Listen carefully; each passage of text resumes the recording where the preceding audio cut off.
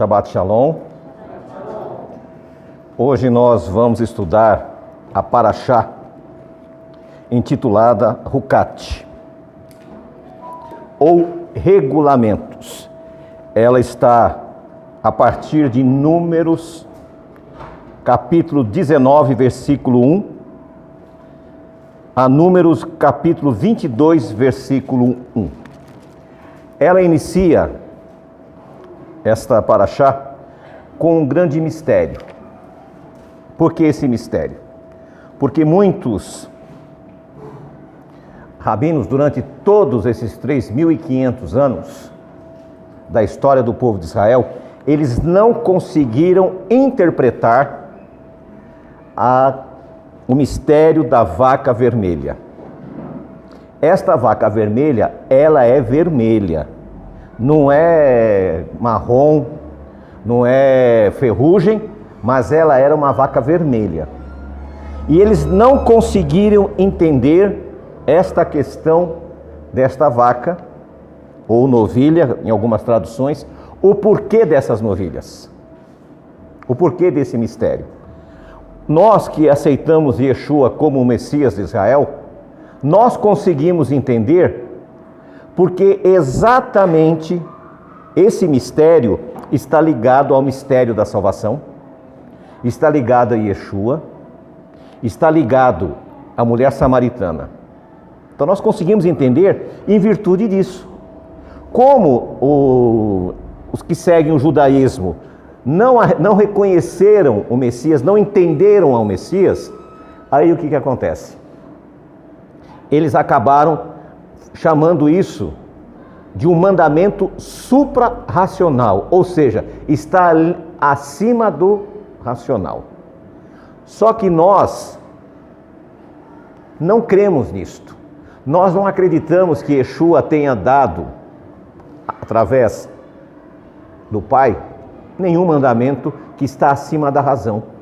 E nem tampouco Deus deu a Moisés um mandamento que não se possa compreender. A própria Bíblia fala isso. Então essa ideia que alguns rabinos têm, que é um mandamento acima da razão, não é o que acontece. Nós entendemos porque quando nós pegamos a Bíblia de Gênesis a Malaquias e incorporamos a Bíblia de Mateus a Apocalipse e unimos as duas, nós conseguimos entender. A leitura diz o seguinte: outro fato que é importante nós pararmos para refletirmos é os detalhes. Então nós vamos fazer uma leitura para você poder captar esses detalhes.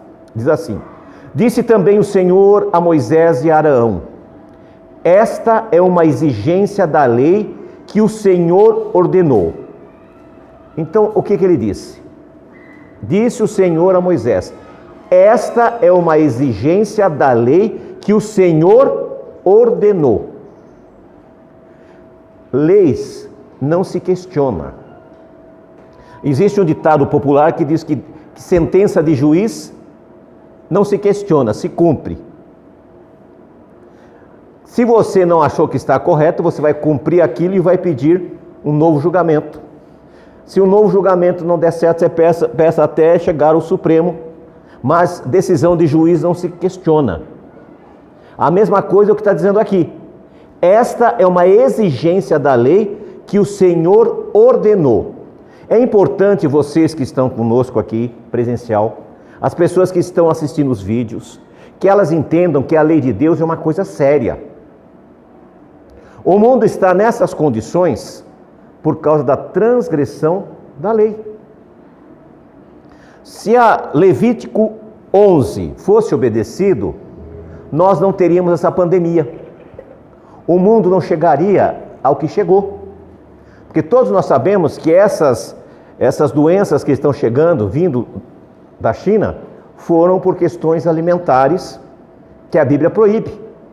Veio primeiro a gripe suína, aí deram uma manipulada, mudaram até o nome, porque na época houve uma queda de consumo de carne de porco. Aí inventaram que era um pangolim, que era uma cobra, que era isso, que era aquilo, mas ninguém sabe. Mas nós sabemos que a origem da primeira H1N1 foi dos porcos. Então, se os homens não tivessem transgredido a Torá, essas coisas não aconteceriam para a humanidade.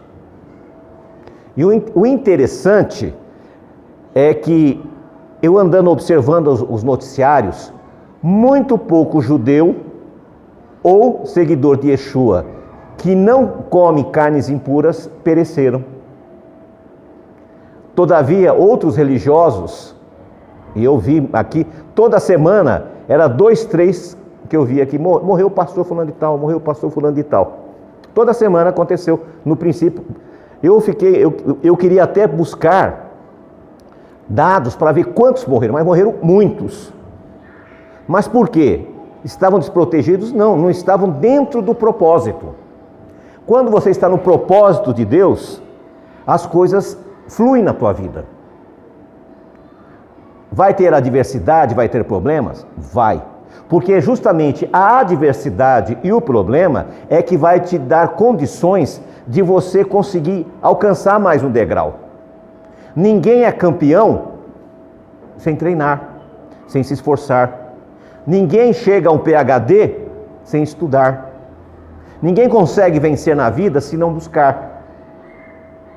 A Bíblia já fala isso: batei e achará, buscar e encontrará. Então nós temos que ter essa busca. E esta paraxá de hoje, ela vai abranger 2 aspectos. O primeiro aspecto das águas purificadoras, o porquê tocar o morto você ficava impuro, o porquê ter que sacrificar uma vaca vermelha, espargir 7 vezes o sangue em direção do templo, o porquê esta vaca vermelha era sacrificada fora do arraial e não dentro do arraial, porque teria que ser as cinzas dela, o porquê a pessoa que ia fazer esse trabalho, o sacerdote que ia fazer isso, ficava impuro. Então existem várias coisas que eu gostaria que vocês assimilassem hoje, entendessem, porque você entendendo isso, você vai entender o ministério de Yeshua, você vai entender o sacrifício de Yeshua. E Yeshua não foi morto no templo, ele não foi morto em Yom Kippur. Pouco tempo antes, no pátio do templo, vários galileus foram mortos à espada. E Yeshua foi morto fora do templo, fora do arraial. Então, quando nós começamos a estudar a Bíblia, nós temos que compreender. Quando aparece algum desorientado dizendo, não acredito, não é que não acredita, ele não sabe, não conhece, ele não conhece os mistérios de Deus. Ele ouviu falar. Como Jó disse, quando ele passou por toda aquela privação, no final da história dele, quando Deus mudou a história dele, ele diz, antes eu ouvi falar, hoje eu sei como o Senhor é. Muitas pessoas, elas não conhecem Deus. E elas não entendem os projetos de Deus. Então você que está comigo aqui hoje, você que está assistindo e você que vai assistir, você tem que aprender a conhecer Deus. Quando você conhecer Deus, as coisas vão mudar na tua vida. E isso aqui não é mensagem de autoajuda. O mudar na tua vida é você conseguir enfrentar os problemas e as adversidades que virão sobre esta terra. Vocês mais jovens e nós, já adultos, nós vamos passar, se estivermos vivos, coisas que nenhuma humanidade do passado, nenhum habitante desse planeta passou. As coisas que estão para sobrevir sobre a terra são coisas terríveis e elas vão acontecer, porque o relógio de Deus não falha. E o relógio de Deus está para bater meia-noite. Não existe. A última profecia, como nós já falamos um dia aqui, a última profecia de Daniel, ela se cumpre no ano 2026, do nosso calendário, ou o calendário bíblico de 6026. É a última profecia. Última não significa que é o fim do mundo, mas significa que é a última profecia que dá-se para calcular. Conseguimos calcular essa profecia. Então, nesse período, muitas coisas vão acontecer. Nós vemos as nações se arregimentando. Nós vemos o Islã o islamismo, os muçulmanos tomando conta no mundo. E você vê nas redes sociais pregadores falando asneiras com relação ao anticristo, né? Ah, porque é o Papa, porque é o presidente da França. A Bíblia não fala nada disso. Anti é o quê? O que é anti? Contra. Então o anticristo só pode ser uma pessoa que é contra o quê? Contra o Messias, contra o cristianismo. Nós temos duas opções. Uma, o judaísmo. Não tem essa pretensão. E a outra quem é? O Islã. Um outro texto também que nós encontramos em Apocalipse, no capítulo 2, que fala sobre a igreja de Pérgamo. Diz que o trono de Satanás está onde? Em Pérgamo. Onde é Pérgamo hoje? Na Turquia. O que a Turquia é? Islâmica. A Turquia quer renascer o Império Otomano. O islamismo se espalhou pelo mundo, até aqui no Brasil. Eu sempre trabalhei em São Paulo. É a coisa mais rara ver um muçulmano. Hoje você tropeça toda hora em um. Mulheres com os véus que eles usam, está espalhado em todo lugar, ou seja, eles estão em todas as partes do mundo. Então hoje nós temos que começar a entender a profecia como ela é. Outra coisa, quando você tem um problema de saúde, você vai no especialista. Não adianta ir no oculista para tratar de um problema de uma unha encravada, que ele não vai saber. O negócio dele são olhos. A mesma coisa, quando você quer entender profecia, você tem que buscar alguém que conhece a palavra.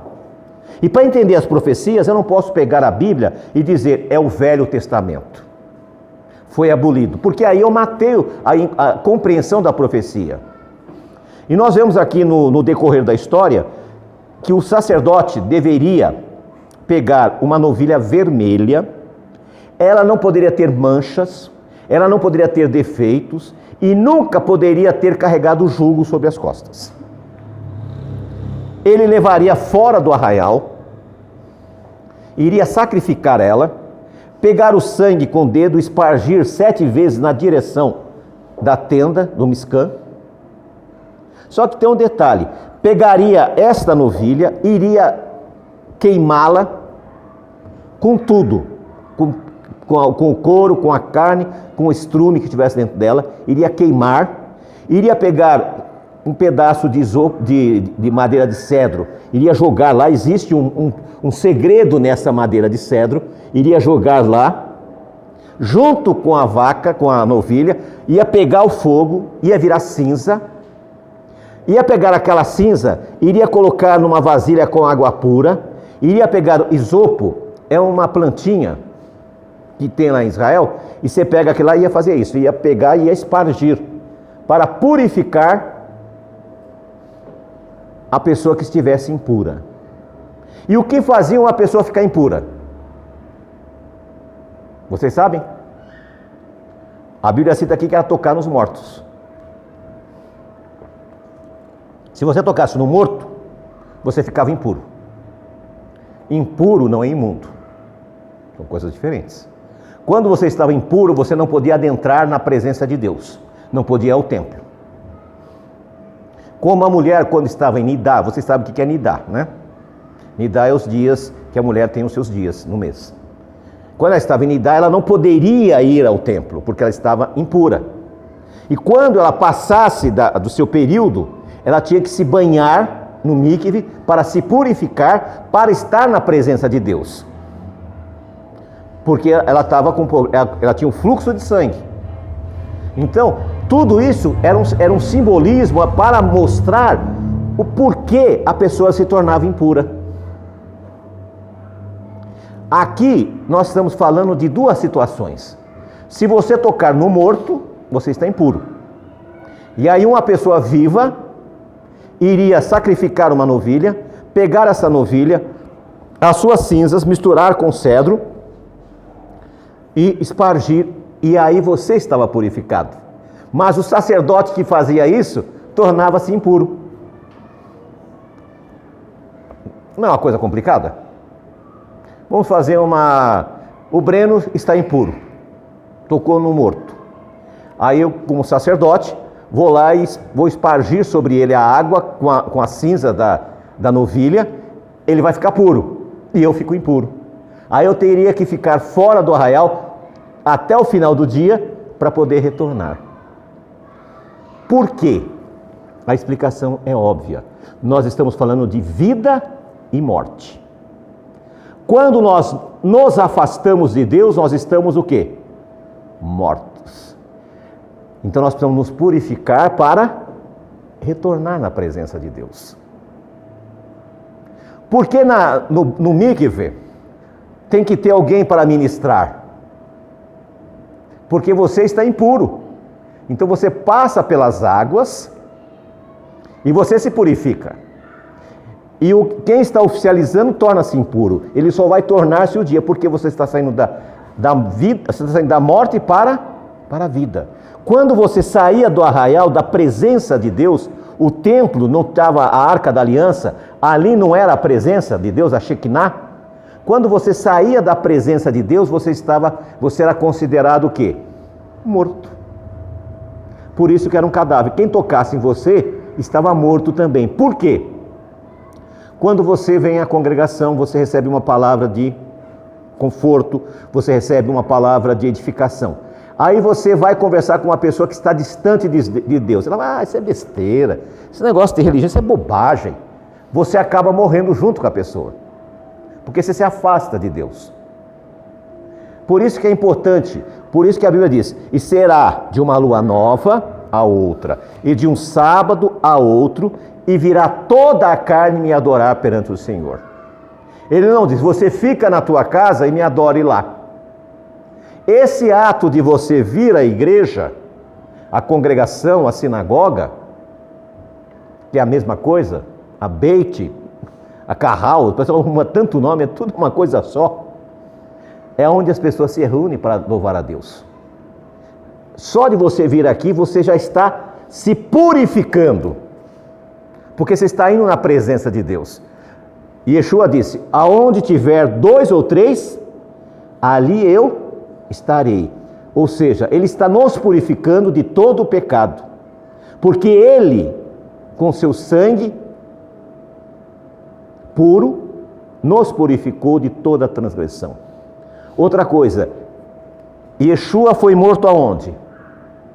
Fora do arraial. Ele não pecou. Aquela história, não foi colocado jugo sobre o seu ombro. Ele nunca pecou. Morreu fora do arraial. Morreu numa estaca de cedro. Deram a ele vinagre com esopo. Você viu a ligação? Então essa vaca, essa novilha vermelha, ela assinalava para o sacrifício de Yeshua, que através do seu sacrifício iria purificar o seu povo. E todos aqueles que se achegam a ele são purificados. Por isso que essa importância de nós nos reunirmos através da oração, através da palavra, através da comunhão, nós nos purificamos diante do Senhor. Porque Ele está entre nós. Quando nós iniciamos o nosso serviço religioso hoje, o que Ele disse? Aonde estiver 2 ou 3, ali eu estou. Então nós temos ciência que a presença do Messias, que o Espírito do Messias está entre nós. E é através desta experiência que nós vemos a questão da mulher samaritana. A mulher samaritana, quando ela foi buscar água, todos conhecem essa história, ela foi buscar ao meio-dia. O meio-dia,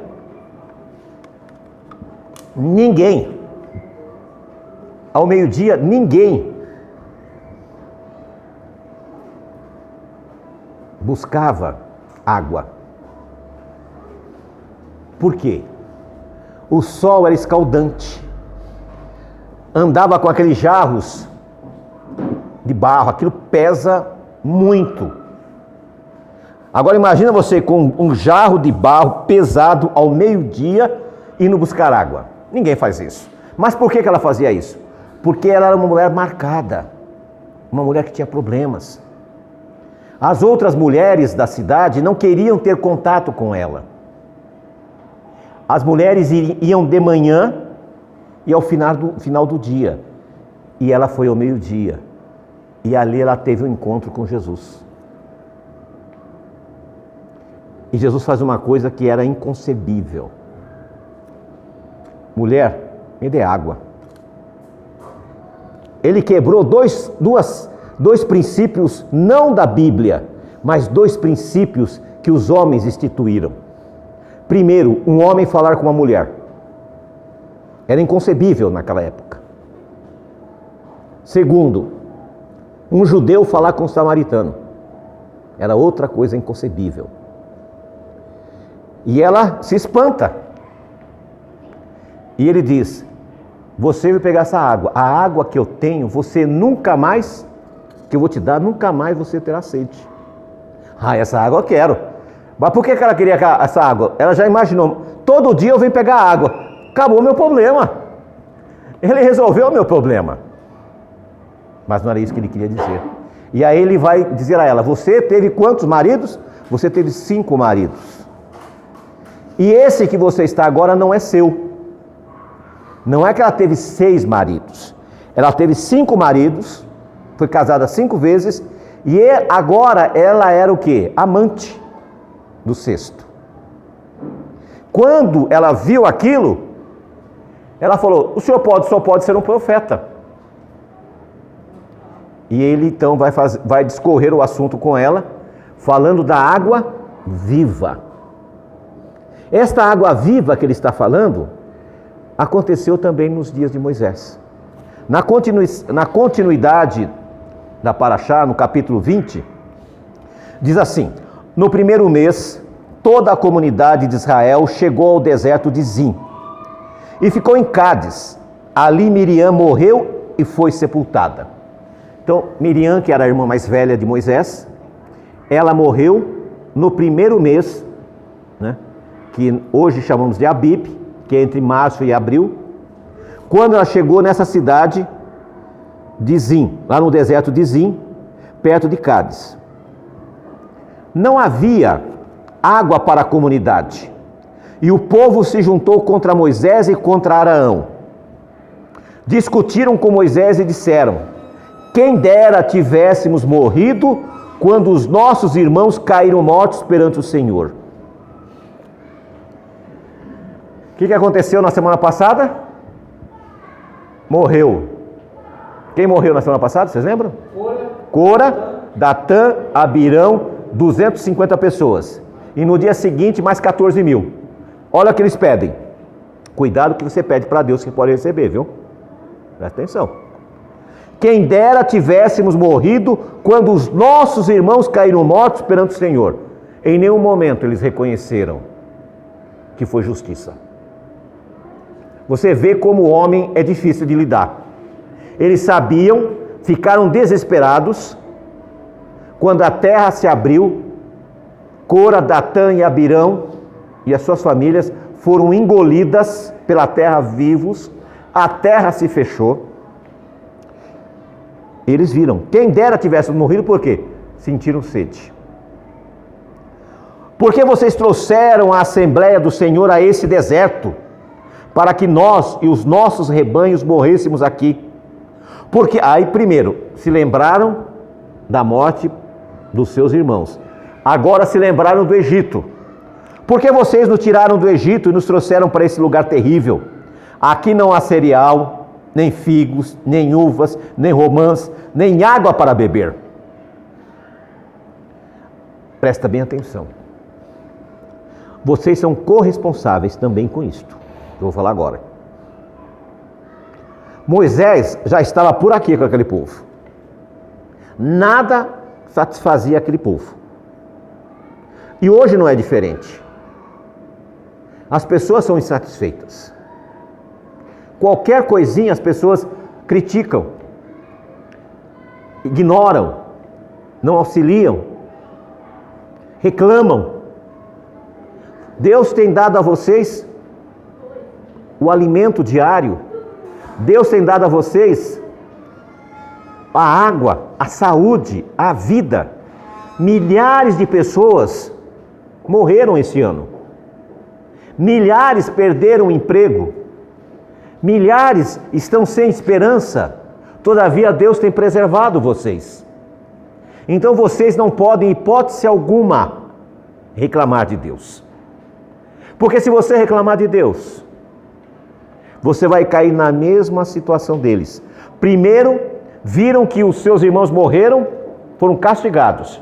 E agora estão, quem dera nós tivéssemos morrido também. Agora está dizendo o seguinte: por que nos tirasse do Egito? Capítulo 6. Moisés e Arão saíram diante da assembleia para a entrada da tenda do encontro e se prostraram com o rosto em terra. E a glória do Senhor apareceu. E o Senhor disse a Moisés: pegue a vara e com seu irmão Arão, reúna a comunidade diante desta, fale aquela rocha, e ela verterá água. Um parênteses. No Monte Sinai, verdadeiro, que fica na Arábia, eu vi uma foto. Tem uma rocha rachada. De onde saiu a água? É uma rocha, deve ter uns 4, uns 5, 6 metros mais ou menos de altura, né? Ovalada assim, e bem no meio tem um racho. Foi esse ato aqui que aconteceu. E Deus disse: vá lá, né? E a água, perdi aqui. Pegue a vara e com seu irmão Arão, reúna a comunidade diante desta fale aquela rocha, e ela verterá água. Vocês tirarão água da rocha para a comunidade e os rebanhos beberão. Então Moisés pegou a vara que estava diante do Senhor, como esse lhe havia ordenado. Moisés e Arão reuniram a assembleia em frente da rocha, e Moisés disse: presta bem atenção. Escutem, rebeldes, será que teremos que tirar água desta rocha para lhe dar? Foi isso que Deus mandou? Eles falaram? Deus disse: vai lá e bata na rocha que vai sair água. Eles resolveram melhorar, né? Quiseram dar uma melhorada no que Deus falou. Escutem, rebeldes, será que teremos que tirar água desta rocha para lhes dar? Então Moisés ergueu o braço e bateu na rocha 2 vezes com a vara. Jorrou água e a comunidade e os rebanhos beberam. Então nós vemos aqui um probleminha. Primeiro, Deus não disse para ele falar aquilo. Então não adianta chegar aqui e falar: sou cambada de rebeldes, vocês não oram, vocês não fazem nada. Eu não posso fazer isso. E tão pouco ele bateu quantas vezes? Era para bater quantas? 1. E o interessante, irmão, é que Deus ele fala: pegue o cajado e fale com a rocha. Isto. Mandou ele pegar o cajado e falar. Então, assim, se for pegar o pé da letra, Deus ele falou não para bater nenhuma, né? Nenhuma. É para falar, apontar. Exato. E glorificar a Deus. Exatamente. Que era um ato de glorificação. Mas você vê que nesse momento o homem ele era manso, mas ele já estava esgotado. Mesmo assim Deus não tolera. Nós temos que entender isso. Você pode estar esgotado, mas você não pode ir contra Deus. Aí o que aconteceu? Ele faz todos seus rebeldes, né? E vai lá e bate 2 vezes. A parte de Deus ele fez. Mandou água. A irmã dele já tinha morrido, de Miriam, já tinha morrido. O Senhor, porém, disse a Moisés e Arão: como vocês não confiaram em mim para honrar minha santidade à vista dos israelitas, vocês não conduzirão esta comunidade para a terra que eu lhes dou. Essas foram as águas de Meribá, onde os israelitas discutiram com o Senhor e onde ele manifestou a sua santidade entre eles. Por esse motivo, por Moisés e Arão não terem glorificado o nome de Deus, né? Terem se rebelado com toda a justiça, não podemos dizer que não é possível. Eles escutarem aquilo, passou algum tempo atrás, morreu aquela quantidade de pessoas, e agora eles queriam ter passado por aquela situação. Então imagina a situação dele, E ele diz: vocês não entrarão, não levarão esse povo mais. E uma coisa também, irmão. Sim. A forma como Moisés falou, ficou parecendo que foi ele que fez o milagre. Será que eu vou ter que tirar água dessa pedra para vocês? Percebeu? Olha só o detalhe. Muitas vezes, nós queremos pegar a força do milagre para nós. Foi a minha oração. Os crentes têm essa história de oração forte, né? Oração biotônico, né? Oração forte. Aquela irmã tem uma oração forte. Como é que pode ter uma oração forte, gente? Não existe isso. Não tem essa situação, entendeu? E aqui foi o caso dele. É um Deus forte. É um Deus forte, não uma oração forte. E aqui foi bem claro, ao equívoco, ele jamais imaginou. E ele vai tentar reverter esse quadro. Deus não volta atrás. Mais para frente nós vamos estudar que ele vai insistir, pedindo: Senhor, eu quero entrar na terra. Ele diz: Moisés, não me peça mais isso. Já não falei para você? Porque nós estamos acostumados com aquelas pinturas de Leonardo da Vinci, de um Deus, né, velhinho, cabelo branco, barbinha, bonzinho, né? Estamos acostumados com Jesus, com um cordeirinho, bonitinho. Gente, não é assim. Deus é todo poderoso. E a terra tem que se prostrar na sua presença. Deus é sim, sim, não, não. O maligno que é mais ou menos. Então nós temos que ter cuidado na forma que nós falamos com Deus, da maneira que nós tratamos os membros da congregação e da maneira que a congregação trata a liderança. Tem que haver respeito. E aqui nós vemos que tanto o povo como Moisés e Arão erraram, porque eles estavam aflorados, eles estavam a ponto, de um lado, os israelitas, né, com sede, os animais com sede, eles revoltados pelos acontecimentos, eles não entenderam a promessa, eles acharam que seria por um passe de mágica, eles sairiam do Egito e entrariam numa terra que emana leite e mel, e não é assim que funcionam as coisas. Existe um processo. Você tem que se preparar, você tem que estudar, você tem que buscar alguma coisa para ter uma realização na tua vida. Se você ficar na sua casa, sabe o que vai acontecer? Nada. Se você não for à luta, sabe o que vai acontecer? Nada. Se você não buscar, você não vai achar. Então hoje, você que tem uma faculdade, você é analfabeto. Porque as empresas não perguntam mais se você tem curso superior. Eles perguntam se você tem pós, se tem mestrado, tem MBA. É isso que eles perguntam. Porque faculdade já é uma coisa que ficou para trás. Porque o mercado tem isso para oferecer. E o que nós estamos oferecendo para Deus? Se nós não temos coragem de ler a Bíblia, se nós não temos coragem de orar, se nós não temos coragem de nos dedicar um minuto a Deus por semana, durante o dia, em busca da presença de Deus. Nós conseguimos ficar horas e horas em frente a uma televisão, vendo morte, crime, assassinato, ou prostituição, ou adultério numa novela, mas nós não temos coragem de dedicar uns minutinhos para estudar a palavra. Quando, há anos atrás, eles diziam que iam tirar a Bíblia, eu achava esquisito. Como é que vão tirar a Bíblia, gente? Eu vou esconder a minha Bíblia. O tirar a Bíblia não é tirar o livro, é fazer o que eles estão fazendo hoje, modificando, adulterando, transformando ela num livro que não é a verdade, porque quando você vai ler, você percebe que tem diferenças, e nós temos que conhecer. É importante que você, nesses estudos que nós temos aqui durante a semana, o que acontece? É importante nós termos o quê? Decorarmos esses textos, para entendermos. Porque aí você vai compreender as profecias. Nós vamos entender as profecias. E hoje nós não estamos entendendo.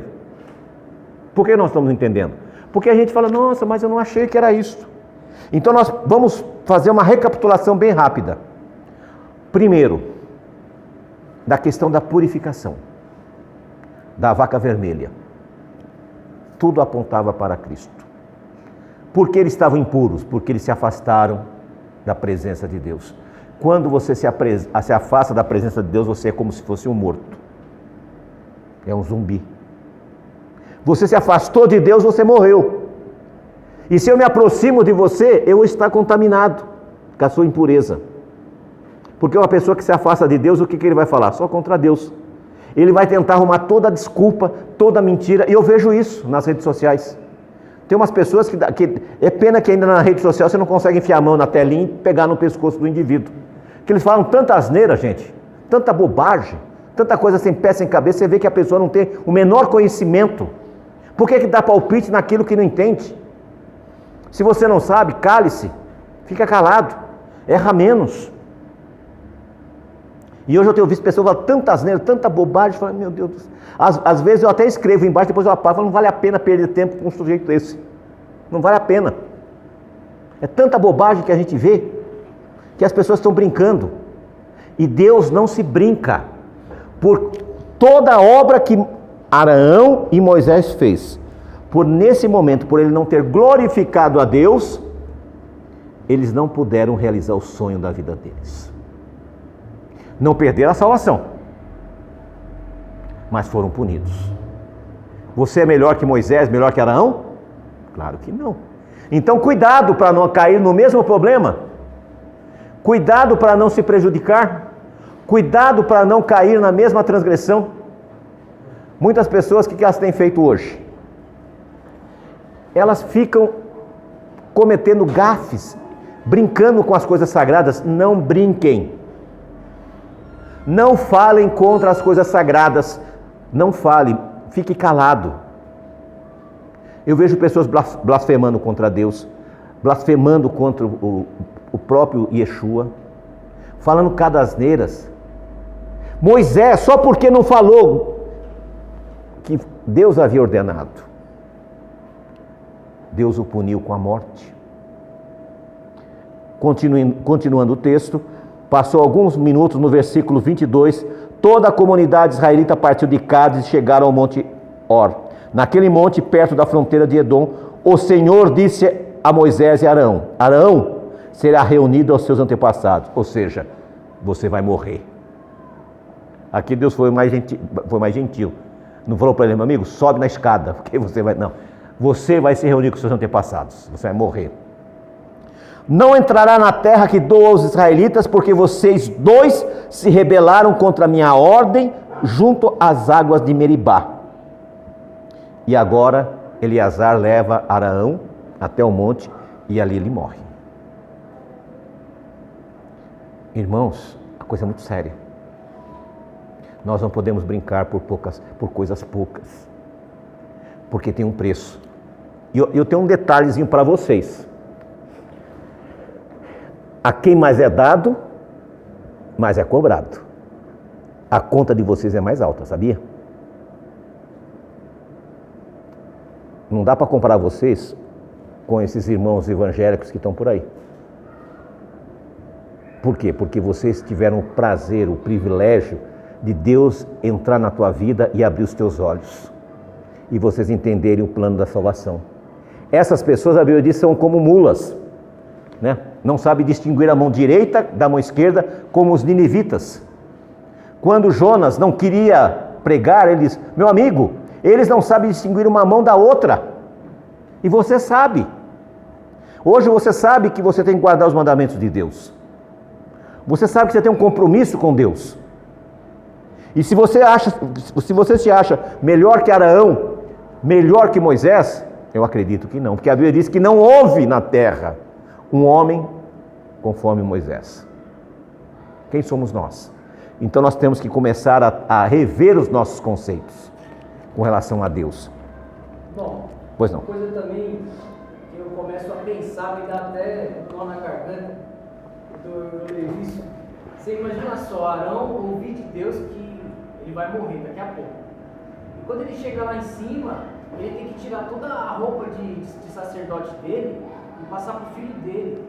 Então, ele morreu ali em vergonha, né? E da mesma forma, se a gente se afasta de Deus, ficamos nus. ficamos nus. É o que aconteceu com Adão e Eva. Por que vocês fugiram? Porque estamos nus. E agora Arão tem que tirar suas roupas sacerdotais, passar para o seu filho. O significado do nome do filho dele era: Jeová vai ajudar. Porque por filho também foi difícil. Por que eu digo isso? Nós não gostamos de mudanças. Nós não gostamos de modificações. Quando a gente muda de casa, até se adaptar na nova casa, mesmo que a casa que a gente está agora é melhor do que a outra, parece que não é a mesma coisa. Onde meus pais estão há mais de 50 anos lá.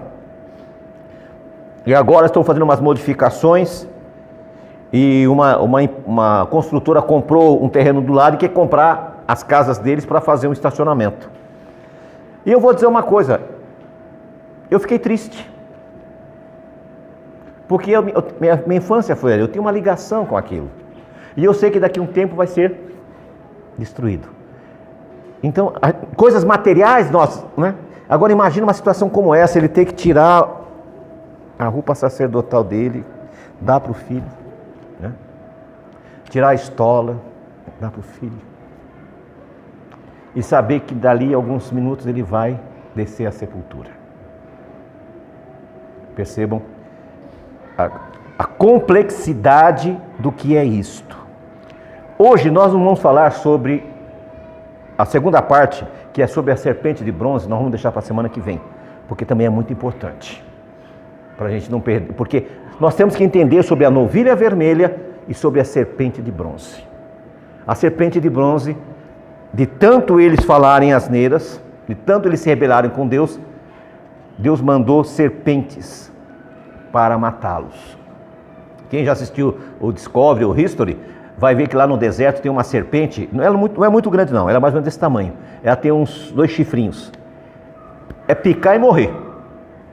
É instantâneo. E a semana que vem, então, nós vamos entrar nesta paraxá e junto com a outra, que é a serpente de bronze. E nós vamos entender. O povo entrou em desespero, Moisés entra em desespero. Aí o Senhor diz: coloque uma haste e uma serpente sobre ela. Aí a semana que vem vocês vão saber o que vai acontecer. Amém?